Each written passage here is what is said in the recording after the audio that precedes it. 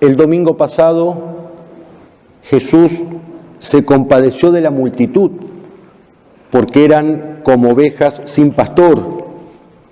No había nadie que los guiara, que les enseñara. Entonces Él, dice el Evangelio, se puso a enseñarles largo rato o muchas cosas, de acuerdo a las distintas traducciones. El Evangelio de hoy es continuación.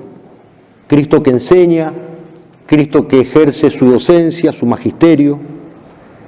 El episodio tiene lugar hacia el segundo año de la vida pública de Cristo. Sería el mes de marzo, ya que, dice el Evangelio, estaba próxima la fiesta de la Pascua, la fiesta de los judíos. Cristo era excelente predicador. La gente no se aburría, ni se dormía, ni bostezaba. Tan absortos estaban en sus palabras que hasta se olvidaron de comer y lo habían seguido todo el día. Ya empezaba a anochecer, dice el Evangelio. Entonces los apóstoles le dijeron que despida a la gente para que vayan a comprar alimentos, para que vayan a comer, y Cristo, en vez de despedirlos, Él mismo quiso darles de comer. Pero la multitud era muy numerosa, 5.000 hombres, sin contar mujeres y niños. Podemos suponer unas 20.000 personas, y solo tenían 5 panes y 2 pescados. Entonces el Señor obró ese milagro estupendo, maravilloso, de la multiplicación de los panes. Cuentan que una vez un sacerdote, dicen que el cura Brochero, no lo sé, estaba predicando sobre este evangelio y se confundió. En lugar de decir que Jesús con 5 panes alimentó 5.000 hombres, lo dijo al revés. Dijo, y Jesús con 5.000 panes alimentó 5 hombres. Y el sacristán que estaba sentado, digamos, ahí en el primer banco, dijo, eso no es milagro, eso lo hago yo también. Y que el cura se puso tan nervioso, se abatató tanto que cortó el sermón ahí. Y el domingo siguiente lo fue a retomar y pensó bien esta vez cómo lo iba a decir. Como decíamos el domingo pasado, Jesús con 5 panes alimentó 5.000 hombres. Lo dijo bien esta vez. Y otra vez el sacristán, eso no es milagro, eso lo hago yo también. Y entonces el cura agarró y le dijo, ¿cómo lo vas a hacer, sacristán sacrílego? Y le contestó el sacristán, con lo que sobró el domingo pasado, dice. Más allá de lo anecdótico, el milagro fue alimentar con 5 panes 20.000 personas. Y no al revés, que con 20.000 panes o 20.000 pesos coman 5 personas. Eso no es milagro, eso es fraude, eso es robo, eso es corrupción y por desgracia es algo muy común entre la gente de la dirigencia política.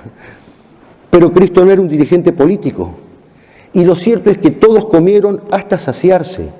Más aún, sobró comida, con los restos llenaron 12 canastas. Al ver este milagro, seguramente los apóstoles habrán llorado de alegría, estarían orgullosos, sacando pecho, este sí que es nuestro maestro, delante de toda la gente. Y el mismo Jesús seguramente habrá llorado de ternura, pensando en el otro milagro que haría un año después, hacia el final de su vida, el milagro de la Eucaristía, distribuida por los apóstoles, es decir, por los sacerdotes, por la Iglesia. Cuando en la última cena Cristo tomó el pan, levantó los ojos al cielo, dio gracias, lo bendijo y lo partió, los apóstoles recordaron de inmediato que ese gesto del Señor ya lo habían visto antes.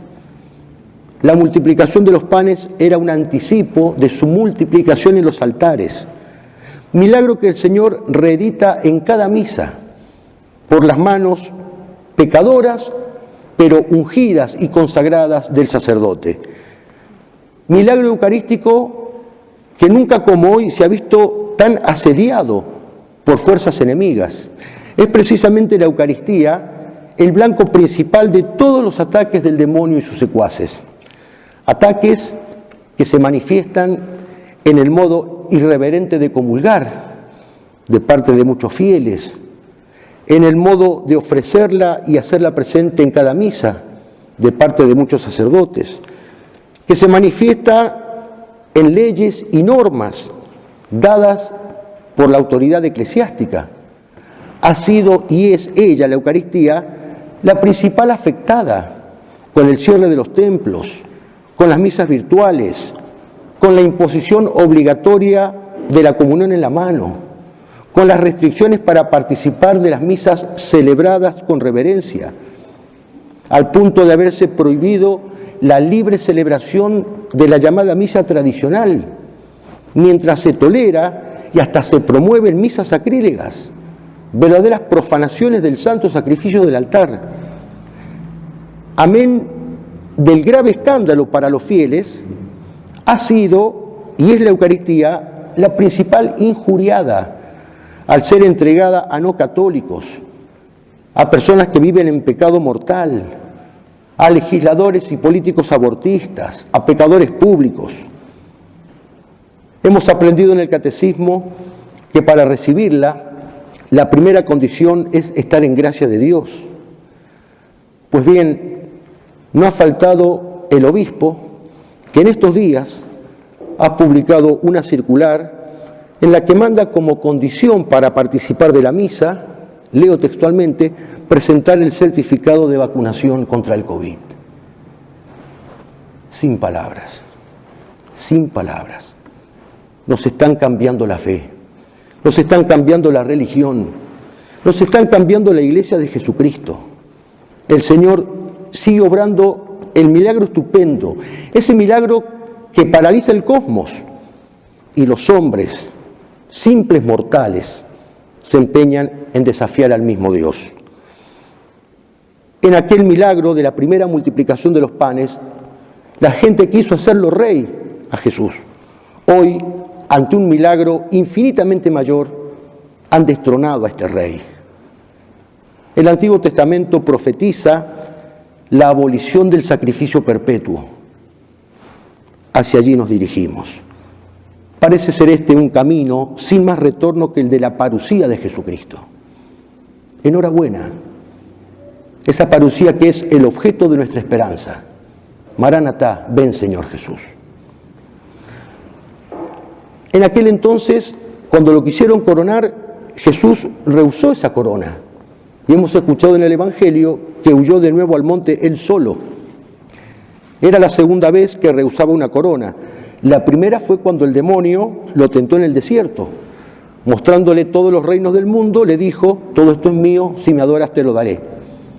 Cristo rehusó esos nombramientos, ya que nadie, ni siquiera el demonio podía hacerlo rey, porque él ya era rey, pero un rey distinto del que pensaba la gente.